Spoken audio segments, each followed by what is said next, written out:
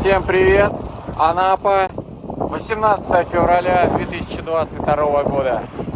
Погода испортилась, идет такой порывистый, сильный дождик, сильный ветер. Морюшка у нас волнуется. Ну, вроде температура не сильно упала, примерно плюс 10 градусов. Но, тем не менее, люди сидят все дома, пьют горячий чай. На море никто сегодня не пошел.